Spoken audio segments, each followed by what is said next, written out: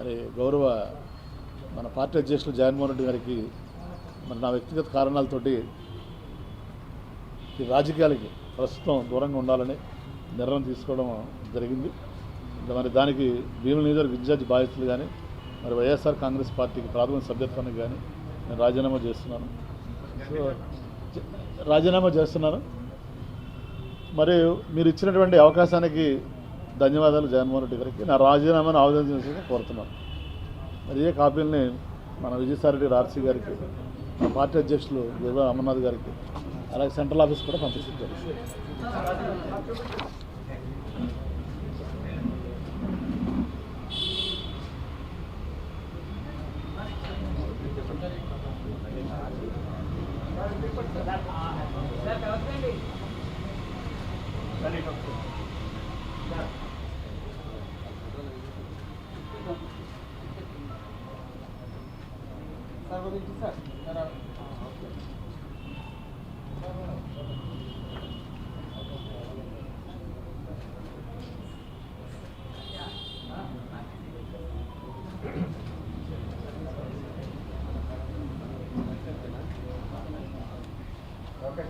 ఓకేనా?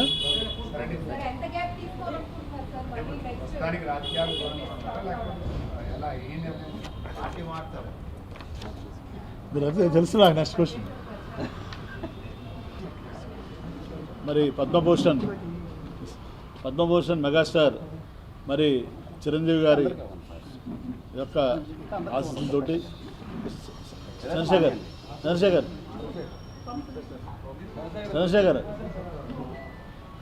మరి ఇస్తాను వారి యొక్క ఆశీస్సులతోటి మన 2009లో రాజకీయాల్లో రావడం జరిగింది. మొట్టమొదటిసారిగా మరి రాగానే భీమిలి నుంచి ఎమ్మెల్యేగా ఎన్నుకోవడం జరిగింది. మరి దానికి ముఖ్యంగా కారకులు నాగబాబు గారికి, చిరంజీవి గారికి, పవన్ కళ్యాణ్ గారికి ధన్యవాదాలు. అలాగే మరి 2000 అప్పుడు రాష్ట్రం విడిపోయిన తర్వాత 2014లో తెలుగుదేశం పార్టీలో జాయిన్ అయ్యి మరి పార్లమెంట్ సభ్యుడిగా అనకాపల్లి నుంచి వెళ్ళే అవకాశాన్ని ఇచ్చారు చంద్రబాబు గారు, లోకేష్ గారు. మరి వారికి కూడా ధన్యవాదాలు. అలాగే తర్వాత జరిగిన పరిణామాల్లో 2019లో మళ్ళీ భీమిలి నుంచి ఎమ్మెల్యేగా పోటీ చేసే అవకాశం, అలాగే మంత్రిగా అవకాశం జగన్మోహన్ రెడ్డి గారు కల్పించారు. మరి మొన్న కూడా పోటీ చేసే అవకాశం కల్పించారు. దానికి కూడా ధన్యవాదాలు. మరి ఇన్నేళ్ల రాజకీయ జీవితంలో నేను ఎక్కడా కూడా ఎవరి దగ్గర మరి ఒక న్యాయ పైసా లంచం తీసుకోకుండా, మరి ఎవరి దగ్గర కూడా ఎలాంటి అవినీతికి కానీ ఎలాంటి ఆరోపణలకి పాల్పడకుండా, మరి ఎలాంటి రాగద్వేషాలు కానీ, ఎలాంటి అవినీతి కానీ, బంధుప్రీతి కానీ, అశ్రిత పక్షపాతం కానీ లేకుండా నా శక్తి మేరకి భగవంతుడు నాకు ఇచ్చిన అవకాశాన్ని, ప్రజలు నాకు ఇచ్చిన అవకాశాన్ని, మరి పార్టీలు నాకు ఇచ్చిన అవకాశాన్ని చిత్తశుద్ధితోటి, నిజాయితీతోటి నేను పనిచేసి నా నిజాయితీ నిరూపించడం జరిగింది. దానివల్లే మరి 2 సార్లు భీమిలి శాసనసభ్యుడిగా, ఒకసారి అనకాపల్లి పార్లమెంట్ సభ్యుడిగా గెలిపించినటువంటి ప్రజలకి, మరి ప్రోత్సహించినటువంటి పార్టీ అధ్యక్షులకి, నాయకులకి అందరికీ కూడా మీ ద్వారా, అలాగే పాత్రికేయ రంగం మరి నా అభివృద్ధిలో పాత్రికేయ మిత్రులు కూడా నన్ను తమ కుటుంబ సభ్యుల్లా చూసి మీరు ఎంతో నన్ను ప్రోత్సహించారు. దానికి మీకు, పాత్రికేయులకి, అధికారులకి, ప్రజలకి, పార్టీ నాయకులకి పేరు పేరున, ఎందుకంటే అందరూ ఉన్నారు నా ఆత్మీయులు అన్ని పార్టీలు కూడా, వారందరికీ కూడా పేరు పేరున హృదయపూర్వక నమస్కారాలు, ధన్యవాదాలు తెలియజేస్తున్నాను. అయితే మనం కొద్ది కాలంగా చూస్తుంది, నేను ప్రజాసేవ చేద్దామని రాజకీయాల్లోకి వచ్చాను. తప్పనిచ్చి రాజకీయాల ద్వారా ఏదో లబ్ధి పొందుదామని అయితే రాలేదు. నేను లబ్ధి కూడా పొందలేదు. మీరు చూశారు కూడా గత 16 సంవత్సరాల నుంచి కూడా, 17 ఏళ్ళ నుంచి నాకు పొందే ఉద్దేశం కూడా లేదు. అలా ₹1 కూడా నేను సంపాదించలేదు, సంపాదించే ఉద్దేశం కూడా లేదు. సో ప్రజాసేవ చేద్దాం వచ్చాం. అది మనం అనుకున్న కొన్ని చేయగలిగాము, కొన్ని చేయలేము, అది సహజం ఎక్కడైనా. కాకపోతే మొన్న జరిగిన ఎలక్షన్లో కొంచెం చాలా బాధ కలిగించింది. ఎందుకంటే 5 సంవత్సరాలు ప్రజల మధ్యన ఉండి 7-8 గంటల రోజుకి గడప గడపకి తిరిగి మరి సుమారు 3,70,000 ఓటర్లు ఉన్నారు భీమిలి నియోజకవర్గంలో. మరి 3,70,000 ఓటర్లలో కనీసం నేను 3,50,000 మందిని టచ్ చేశాను. మరి సేవ చేశాం, 8 గంటలు తిరిగాను. తర్వాత ప్రతి ఇంటికి ఏదో లబ్ధి చేకూర్చాం. అంటే వైట్ కార్డు హోల్డర్ ఉన్నాడు. అన్నిటికంటే ముఖ్యంగా కరోనా టైంలో ఈ జిల్లాకి నేను సింగిల్ మంత్రిగా ఉన్నాను. నాకు కూడా 3 సార్లు కరోనా వచ్చింది. మా కుటుంబ సభ్యులు కూడా కరోనా వచ్చింది. మరి నేను కరోనా కూడా నేను హైదరాబాద్లో ట్రీట్మెంట్ ఇప్పించుకోగలను కార్పొరేట్ హాస్పిటల్. కానీ కరోనా కూడా ఇక్కడే ఉండి నేను కేజీహెచ్లోనే ట్రీట్మెంట్ తీసుకున్నాను. అంత నిస్వార్థంగా అంత ప్రేమతోటి నేను పనిచేయడం జరిగింది నాకు ఇచ్చిన అవకాశాన్ని. మరి నా వరకు నేనైతే 100% న్యాయం చేశాను అనుకుంటున్నాను. కానీ ఏదేమైనా మన ప్రజల తీర్పుని చూసాం. మన ప్రజా తీర్పుని మనం గౌరవించాల్సిన బాధ్యత అందరి మీద ఉంది. సో నేనైతే ఎవరిని బ్లేమ్ చేయట్లేదు. కాబట్టి నేను ఇంతవరకే రాలేదు ఎలక్షన్స్ అయిన తర్వాత. నేను కూడా అబ్జర్వ్ చేస్తున్నాను, మీ టీవీ ఛానల్స్ కానీ పేపర్లు కానీ మేధావులు కానీ అసలు ఎవరైనా సరే ఈ ప్రజా తీర్పు సరే ఎలక్షన్లో ఒకసారి ఒక పార్టీ ఓడిపోతే ఒక పార్టీ గెలుస్తుంది.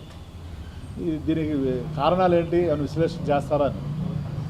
కొంతమంది ఏమో ఈవీఎంలు అంటారు, కొంతమంది ఏమో ఏదో రకరకాలుగా మీ అనాలిసిస్ మీరు చేసుకుంటూ వచ్చారు. సో ఇదేంటంటే ఒక కేస్ స్టడీ. మీరు కూడా అసలు ప్రజలు ఎందుకు తిరస్కరించారు అనేది కూడా మీరు ఒకసారి కేస్ స్టడీ చేయాలి. ఏది ఈ జర్నలిజంలో శ్రీనివాస్ గారు అంటే ఒక 25 ఏళ్ళ నుంచి ఉన్నారు, పెద్ద శ్రీనివాస్. మరి ఇక్కడ రాజధాని పెడతామన్నా అన్ని పథకాలు ఇచ్చినా మరి ఎలాంటి అవినీతి లేకుండా పరిపాలించినా మరి ఎందుకు ప్రజలు ఇచ్చేస్తారనేది తప్పనిసరిగా మరి నా వరకు అయితే నాకేమీ అర్థం కాలేదు ఎందుకు అలా జరిగింది అనేది. మరి నేను అనుకుంటాం ఇక్కడ స్థానికంగా ఉన్నటువంటి అభ్యర్థులను చూసి వాళ్ళు ఓట్లేదు ప్రజలు, ఆయన ఉన్న వాళ్ళని చూసి వాళ్ళు నిర్ణయం తీసుకుని ఉండొచ్చు అని నేను భావిస్తున్నాను.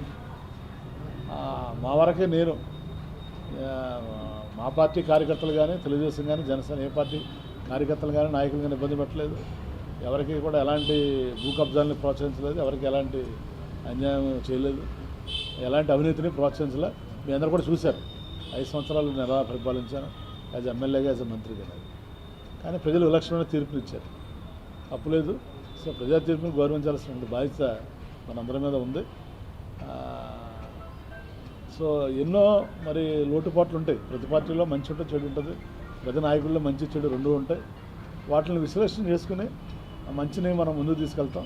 మన వల్ల తప్పులు కానీ చెడు కానీ ఉంటే వాటిని మరి విశ్లేషణ చేసి రెక్టిఫై చేసుకుని ముందుకెళ్ళడం జరుగుతుంది. కానీ నేను ఇప్పుడు ఈ నిర్ణయం తీసుకున్న సడన్గా కారణం ఏంటంటే మరి ఏ ప్రభుత్వం వచ్చినా కొత్త ప్రభుత్వం వచ్చినప్పుడు ప్రభుత్వానికి కనీసం 1 సంవత్సరం టైం ఇవ్వాలి. మనం 1 సంవత్సరం కూడా టైం ఇవ్వకుండా మనం 6 నెలల నుంచే మనం వెళ్ళి మన ప్రజలను మళ్ళీ ఇబ్బంది పెడతాం, లేకపోతే నాయకులను ఇబ్బంది పెడతాం, కార్యకర్తలను ఇబ్బంది పెడతాం అనేది కరెక్ట్ కాదు అని నేను భావించి నిర్ణయం తీసుకోవడం జరిగింది. ఎందుకంటే ముఖ్యంగా 5 సంవత్సరాలు ప్రభుత్వ అధికారులు ఉన్నా కూడా వైఎస్ఆర్సీపీ పార్టీ కార్యకర్తలు చాలా ఇబ్బందులు పడ్డారు. ఎందుకంటే అంతా వాలంటీర్స్ని నడిపించారు. కార్యకర్తలకి కానీ నాయకులకు కానీ ఏమీ గౌరవం అనేది లేదు. వాళ్ళకి పొలిటికల్గా కానీ ఫైనాన్షియల్గా కానీ. మళ్ళీ అది అయిపోయిన తర్వాత 1 సంవత్సరం కూడా వాళ్ళకి గ్యాప్ ఇవ్వకుండా మనం వెంటనే మళ్ళీ జమిలీ ఎలక్షన్ వస్తుంది, ఎంపీ ఎలక్షన్ వస్తున్నాయి. ప్రభుత్వానికి టైం ఇవ్వకుండా నాయకులు కార్యకర్తలు నలిగిపోయి ఉన్నారు. మళ్ళీ వాళ్ళకు కూడా మనం టైం ఇవ్వకుండా మళ్ళీ రేపటి నుంచి మనం ధర్నాలు చేయండి, ఇది చేయండి అని చెప్పడం అనేది ఎంతవరకు కరెక్ట్. ఎందుకంటే పార్టీ విధానం అనేది 175 మంది ఎమ్మెల్యేలు 175 ఇన్ఛార్జీలు ఉంటే 175 మందిని కన్సల్ట్ చేసి మన పార్టీ ముందుకెళ్ళాలి కార్యక్రమాలు. అంతేగాని ఏదో మన బ్రిటిష్ గవర్నమెంట్ రూల్ చేస్తున్నట్టు. ఇప్పుడు బ్రిటిష్ వాళ్ళు చూడండి, వాళ్ళ డెసిషన్స్ అని అక్కడ తీసుకునేవాళ్ళు, ఎక్కడ లండన్లో తీసుకుని ఆ డెసిషన్ మనకి పంపిస్తే ఇంప్లిమెంట్ చేసేవాళ్ళు.